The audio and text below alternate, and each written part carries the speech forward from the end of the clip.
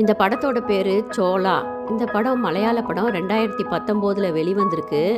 ஒரு சின்ன பொண்ணு இருக்கா. அவளுக்கு 15 வயசு இருக்கும். கேரளத்தில் ஒரு ரொம்ப ரொம்ப பிற்படுத்தப்பட்ட ஒரு கிராமத்தில் இருந்துக்கிட்டு இருக்கா. அவளுக்கு அப்பா இல்லை, அம்மா மட்டும்தான் இருக்கிறாங்க. அம்மா விடியற் காலையிலேயே வேலைக்கு போயிடுவாங்க. இந்த 15 வயசு பொண்ணு பேர் ஜானகி. இந்த ஜானகி என்ன பண்ணுறா, ஒரு விடலை பையனை காதலிக்கிறா. ஜானகியுடைய காதலன் ஒரு ஜீப்புக்கு கிளீனராக தான் இருந்துக்கிட்டு இருக்கான். பெரிய வேலை ஒன்றும் இல்லை, படிக்கவும் இல்லை. அந்த பையனே ரொம்ப பயந்த சுபாவம். ஆனால் ஜானகியும் அந்த பையனும் காதலிக்கிறாங்க. அந்த பையனும் ஜானகியும் பிளான் பண்ணுறாங்க. ஒரு நாள் விடியற் காலையிலேயே ஜானகியை அந்த கிராமத்துலேருந்து அழைச்சிக்கிட்டு போய் பக்கத்தில் இருக்க கொச்சியில் இருக்கிற சிட்டியை ஊரெல்லாம் சுற்றி காட்டிட்டு திரும்ப அந்த கிராமத்துக்கு சாயந்தரம் கொண்டு வந்து விட்டுடணும் அப்படின்னு 2 பேரும் பிளான் பண்ணிக்கிறாங்க. அப்படி இருக்கும்போது இந்த பையன் எப்படி இந்த பொண்ணை கொண்டு போய் கொச்சி முழுக்க சுற்றி காட்டிட்டு வர முடியும்? அவனையே அவனால் பார்த்துக்க முடியாது. அதுக்கான பொருளாதாரமோ ஒரு தைரியமோ வசதியோ இல்லாத பையன். அதனால் அந்த பையன் என்ன பண்ணுறான், அவன் வேலை செய்கிற அந்த ஜீப்பு வச்சுருக்க ஓனர் இருப்பார் இல்லையா, அவரை இந்த பையன் ஆசான் அப்படின்னு அழைக்கிறான். இந்த காதலன் ஆசான்கிட்ட, நான் என் காதலியை கொண்டு போய் ஊரெல்லாம் சுற்றி காட்டிட்டு வரணும், நீங்கள் எனக்கு உதவி செய்யணும் அப்படின்னு கேட்டுக்கவும் அவரும் சரி சரி அப்படின்னு ஒத்துக்கிறாரு. இந்த கிளீனர் பையனுக்காக கூட்டிகிட்டு போய் இதுங்களை சுற்றி காமிச்சிட்டு கொண்டு வந்து சாயந்தரம் விட்டுடலாம் அப்படின்னு நினச்சாரோ என்னவோ. இந்த காதலனுடைய ஆசான் அந்த ஓனர் இருக்கார் இல்லையா, அந்த தடியனை பார்த்து பயப்படுறான் அந்த பொண்ணு. இந்த தடியன் எதுக்கு நம்ம கூட வந்துக்கிட்டு இருக்கான் அப்படின்னு அவளுக்கு பிடிக்கவே இல்லை. முக்கியமாக எரிச்சலாக இருக்குது. அவளுக்கு ப்ரைவசியே இல்லாதது மாதிரி இருக்குது. என்ஜாய் பண்ணி ஊரை சுற்றி பார்க்க முடியாதோ அப்படிங்கிற எண்ணம் அவளுக்கு. தொடர்ந்து காதலன்கிட்ட எனக்கு பிடிக்கல அப்படின்னு எரிச்சலாக அவனை போட்டு அடிச்சுக்கிட்டு திட்டிக்கிட்டு வரா. இல்லை நான் போயிடுறேன் வீட்டுக்கு அப்படின்னு கொஞ்சம் தூரம் போன உடனே புலம்ப ஆரம்பிச்சிடுது அந்த பொண்ணு. அவன் காதலன் அவள் பேச்சை கேட்குறதாவே இல்லை. அவள் எவ்வளவோ அழுது புலம்புறா. இல்லை நான் வீட்டுக்கே போயிடுறேன், எனக்கு ரொம்ப பயமாக இருக்குது அப்படின்னு அந்த பொண்ணு கத்துது. இதெல்லாம் அந்த ஓனர் ஆசான் இருக்கார் இல்லையா, அவர் கண்டுக்கவே இல்லை. அவர் ஏதோ ஒரு எண்ணத்தில் அந்த ஜீப்பை ஓட்டிக்கிட்டே போய்கிட்டு இருக்காரு. இந்த சிட்டிக்குள்ளே கொச்சிக்குள்ளே வந்த உடனே தான் இந்த பொண்ணுக்கு ஒரு புது ட்ரெஸ் வாங்கி கொடுக்கலாம் அப்படின்னு கூட்டிகிட்டு போகிறாங்க. அங்கே போன போது காதலன் தான் அந்த பொண்ணுக்கு சுடிதார் செலக்ட் பண்ணுறான். ஒரு கருப்பு கலர் சுடிதார் வாங்கி அந்த பொண்ணு அங்கேயே ட்ரெஸ் மாற்றிக்கிறா. ரொம்ப ரொம்ப ஆசையாக சந்தோஷமாக இப்போ தான் அவளுக்கு சிரிப்பு வருது. அந்த காதலன் கூட வர ஆரம்பிக்கிறா. அதன் பிறகு இவங்கெல்லாம் என்ன பண்ணுறாங்க, நல்லா ஊரெல்லாம் சுற்றி பார்த்துட்டு திரும்ப அந்த கிராமத்துக்கே போகலாம் அப்படின்னு ஜீப்பில் திரும்பிக்கிட்டு இருக்காங்க. ஜீப்லேயே இந்த பொண்ணு என்ன பண்ணுது, அந்த சுடிதாரை மாற்றிட்டு யூனிஃபார்மை டக்குன்னு மாற்றிக்குது.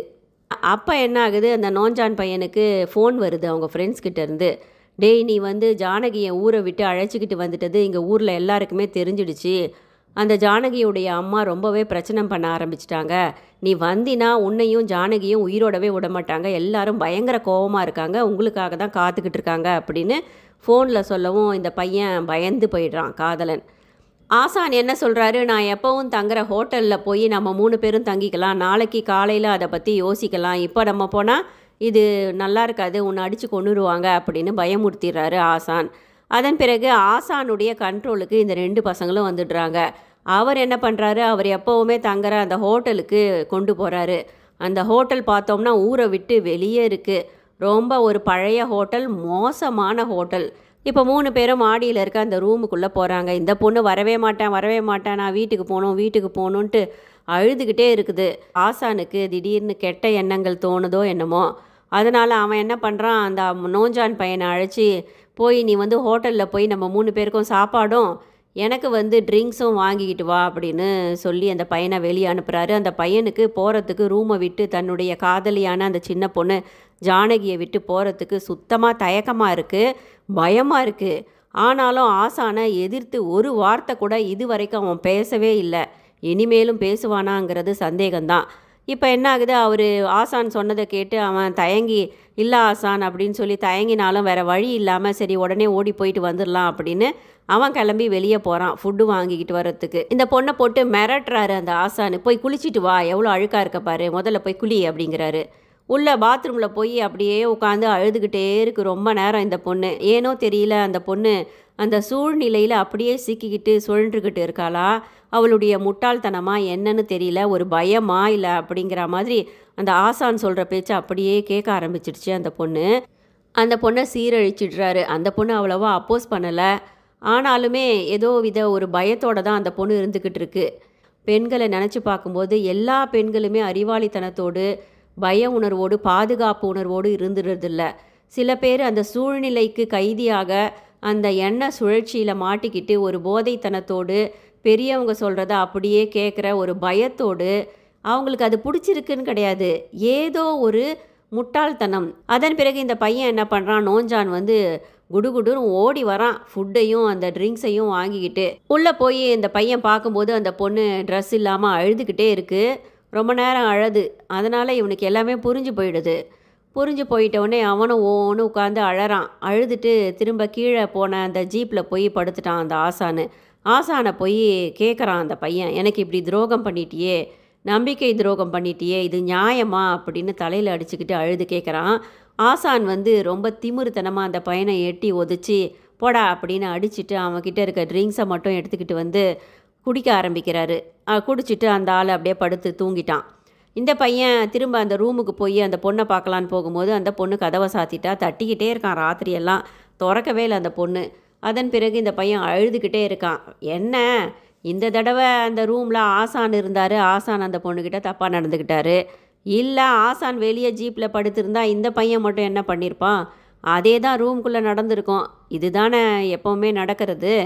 இந்த பையன் என்ன பண்ணுறான், அழுதுகிட்டே இருக்கான் இல்லையா. அதுக்கப்புறம் விடிஞ்ச பிறகு அந்த பொண்ணை வந்து திரும்ப கூட்டிக்கிட்டு ஊருக்கு போகலாம் அப்படின்னு ஜீப்பில் பழையபடி ஆசான் பார்த்தா துளி கூட அந்த ஆளுக்கு குற்ற உணர்வே இல்லை. அதே மாதிரி தான் திரும்ப ஜீப்பில் இந்த பையனையும் அந்த பொண்ணையும் அழைச்சிக்கிட்டு ஊரை நோக்கி போகிறாங்க. இப்போ இந்த பொண்ணு என்ன பண்ணுது, நான் ஊருக்கு போக மாட்டேன், ஊருக்கு போக மாட்டேன், எனக்கு பயமாக இருக்குது, நான் வரலை அப்படின்னு இப்போ வந்து அழ ஆரம்பிக்குது. சரி ஊருக்கு தான் போக மாட்டேன் அப்படிங்கிறாங்களே அப்படின்னு சொல்லிட்டு அங்கே பக்கத்தில் இருந்த ஒரு காட்டுக்குள்ளே அங்கே வந்து ஒரு அருவி மாதிரி ஓடிக்கிட்டு இருக்கு, ஆறாக ஓடிக்கிட்டு இருக்கு. அந்த இடத்துக்கு கூட்டிகிட்டு போகிறாரு.